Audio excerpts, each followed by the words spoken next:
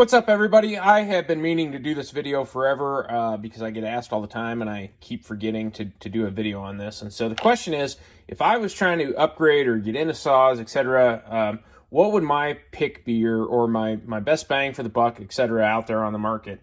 And hands down, my pick would be the Echo CS590. Now, this one's got some upgrades to it that we'll talk about that are a little different, but by and large, the Timberwolf is essentially, I call it a professional saw and homeowner disguise. There's a few things they've done to this to differentiate it from the 620p, but you're getting all of the features that otherwise make a pro saw. You're getting a fully magnesium crankcase, much more durable, much more serviceable. You're getting a true cylinder head that can be machine imported. This is going to be closed port, which offers much better performance than any of the kind of other open port stuff on the market. What's different about this from a 620 is that the 620 has an unlimited coil, a better carb, and a metal handle. All of those are retrofittable down to the 590, and that's what this guy's done. So this is essentially a 620 for the most part sitting here now. But in any case, this is a saw that right out of the gate, very durable, very dependable, and for the price point will run a 20 or 24 no problem.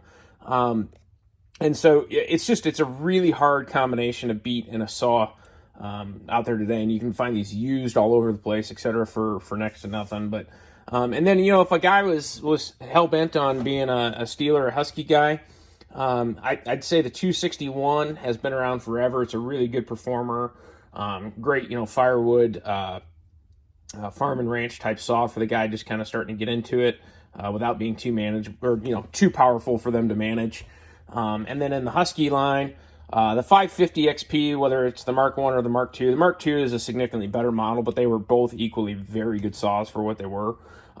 Would also be excellent choices, but you know, you're going to pay considerably more for one of those than you are for one of these, and that's really what makes these a killer deal, is just their price point. So in any case, that's kind of my thoughts. There's a few other things in there too, but you know, if you got questions, let me know. But as far as a just stock out of the box price point comparison, this is going to get my vote until they either change the features or change the price on it for best buy on the market.